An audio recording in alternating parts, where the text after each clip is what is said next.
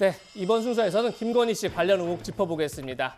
윤 후보의 장모인 최모 씨가 시장에 내놓은 물량을 딸 김건희 씨가 불과 32초 만에 사들인 정황이 드러났다. 지금 여당이 이렇게 주장하고 있는데요. 이 공방 함께 들어보시죠. 2010년 5월 이후에 주가 거래한 정황이 나오고 5개 계좌가 이미 드러나고 있고, 더 나아가서는 오히려 장모, 그러니까 김건희 씨의 어머니하고 거래했다는 정황까지 나오고 있는 거고, 내부자 정보를 통해서 거래한 것이 아니냐라고 하는 의혹까지 지금 나오고 있는 것이죠. 소위 말하는 통정매매 말씀하시는 네, 그렇죠. 거잖아요. 예. 지금 말씀하신 의혹에 대해 뭔가 미심쩍은 부분이 있다면 검찰에서 기소를 안 했을 리가 없지 않습니까? 네. 검찰에서 다 뒤졌잖아요. 2년 넘게. 그랬는데 기소를 하지 않았어요. 네, 지금 통정매매라는 말이 나왔습니다. 통정매매 의혹인데, 그러니까 상대가 서로 주고받으면서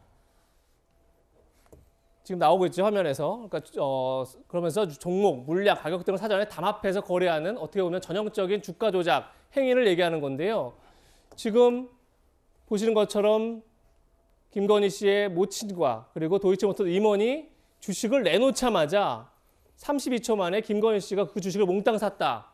그리고 통정매매 아니냐라는 건데, 손욱 변호사님, 통정매매입니까 이게? 저는 이제 그 범죄적인 통정매매는 아니라 봅니다. 예. 왜냐하면 이게 첫째, 통정매매 하는 이유는 이익을 취하는 거죠. 예. 근데 주가가 올라가고 있는 상황이었어요, 그 당시가. 그러면 이게 그 어머니가 팔면 김건희 씨가 사면 전체적으로 보면 이게 그 본전이지 이익이 있습니까? 예를 들어 이게 주가가 올라가는데 어머니가 굳이 주식을 처분할 이유가 없죠. 예. 따라서 이게 그 어떤 이익이 없고 어머니 주식을 그냥 딸이 가져온 것 뿐이죠. 따라서 저는 첫째 이익이 없다는 거. 이익이 없다. 예. 예. 두 번째, 통정매매 한 번으로 어떻게 시세 조정합니까? 통정매매를 수천 수만 계속하면서 이게 주가를 끌어올리면서 조작하는데, 이건 어떤 사정이 있으면 한 번에 살 수 있는 거, 그 횟수가 1회라는 거죠. 그게 두 번째고요. 예. 마지막에 가장 중요한 게 통정매매는 이렇게 하지 않습니다. 왜냐하면 이게 주식이 32초가 짧은 시간 같지만 실제 32초 동안에 여러 사람들이 누가 물량 가져갈지 어떻게 알아요? 예. 원래 통정매매는 먼저 김건희 씨가 사겠다고 매수 주문을 내고 거기에 맞춰서 바로 던져야만 체결이 될 거 아닙니까? 예. 이거는 32초 동안에 다른 사람이 사가면 어떡할 겁니까? 따라서 이게 저는 전형적인 통정매매와 거리가 멀다. 이런 세 가지 이유로 보는 거예요. 이승훈 부회장님, 이익이 없었다. 그리고 한 번 한 걸 가지고 통정매매를 하느냐, 이런 이제 반론들 하셨는데 어떻게 보십니까? 이익이 있었겠죠. 없었겠습니까? 당연히 있죠. 당연히 예. 있고요. 왜 이렇게 통정매매를 하냐? 아니, 엄마가 왜 딸한테 주식을 팝니까? 또 도이치모터스 이사가 왜 김건희 씨에게 주식을 팔겠습니까? 그건 뭐냐면 이게 자기들끼리 거래하는 거예요. 그래서 거래량을 많이 늘리면서 마치 이 주식 거래가 많아져서 이 회사가 굉장히 뭔가 좋은 호재가 있어서 주식이 오르는 것처럼 보여주기 위해서 이런 통정 매매 거래를 하는 거예요. 이걸 자전거래라고도 하고요. 자기끼리도 거래를 하거든요.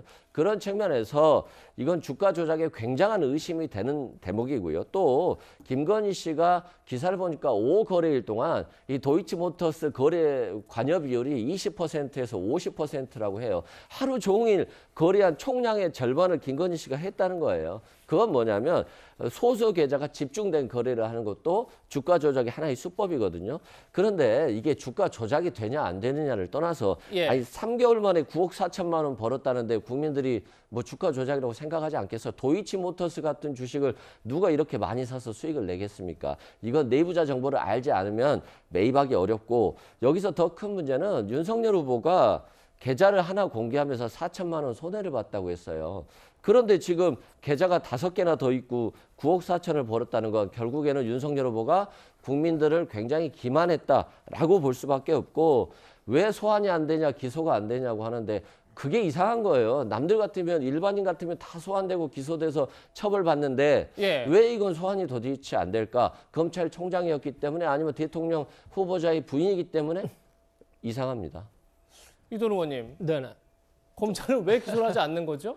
일단 이제 조금 복잡한 문제니까 몇 가지 이제 정리하고 검찰로 넘어가면은, 우선 그 윤석열 후보가 얘기했던 건 2010년 5월 그 주가 조작 그 의심 당시에 이제 그 거래를 얘기했던 거고, 그때는 이제 4천만 원 손해를 봤죠. 그럼 그 이후의 거래는 왜 얘기 안 했냐? 그때 당시에는 그게 이슈가 아니었습니다. 지금 이제 3개월에 9억 4천만 원 이익 봤다는 부분, 그거는 2010년 11월에서 2011년 1월이죠. 3개월 사이에 주가가 급등하면서 그때 김건희 씨가 그렇게 팔아서 그 이익을 낸 게 아니라 가진 거를 따져보면 그 정도 이익을 봤다는데, 실제로 김건희 씨 거래는 2010년부터 2017년까지 굉장히 오랜 기간에 걸쳤고, 그거를 다 손익을 계산하면은 한 7천만 원에서 4천만 원 정도 된다니까, 예. 8년 거래에서 7천만 원 정도의 이익을 본 것이 그렇게 큰 이익이냐? 그거는 또 별개로 하고, 그 이익이 과연 주가 조작을 통해서 얻은 이익이냐? 여기에 대해서는 굉장히 회의적이고, 지금 예. 저기 얘기가 되는 이제 범죄 일람표에 나오는 계좌를 갖고 얘기하는 건데, 그 계좌, 그 일람표에는 김건희라는 이름도 없고 장모 최모 씨 이름도 없고 예. 추정을 하는 거죠. 또 추정이 안 맞을 수도 있는 거고요.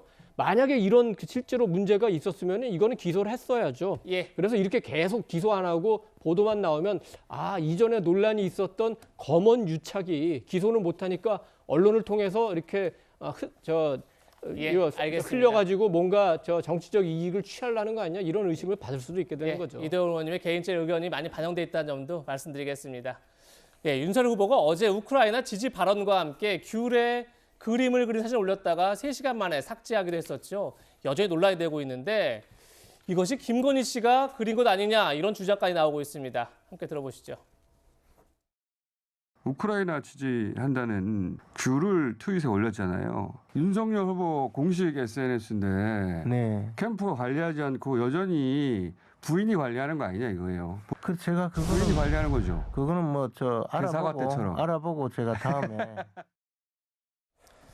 이돈 의원님, 네네. 여전히 국민의힘에서는 도대체 윤석열 후보의 SNS를 누가 관리하느냐, 국민의힘도 잘 모르는 것 같아요.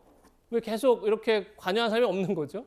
글쎄, 그거 뭐 올린 사람만이 알겠죠. 만약에 지금 그 많은 분들이 의심하는 대로 특정인이 한 거 아니냐, 그랬을 경우에 만약에 그렇다면 솔직하게 얘기하는 것도 방법인 것 같습니다. 저 자체도 의도는 뭐 알겠어요. 오렌지 혁명에 빗대서 러시아를 비판하는 거였는데, 조금은 일반인들이 지금 생각하는 심각함에 비해서는 조금 너무 좀 안이하게 한 거 아니냐, 이렇게 너무 좀 유머 코드로 한 거 아니냐, 이런 질문이, 그런 반응이기 때문에 이 자체가 뭐 굉장히 뭐 거짓말을 하거나 아니면 사건을 호도하거나 이런 건 아니고, 어떤 그 감정의 선에서 조금 잘못된 거기 때문에 누군가 잘못했다면 솔직하게 얘기하는 것도 방법이라고 생각합니다. 네, 알겠습니다.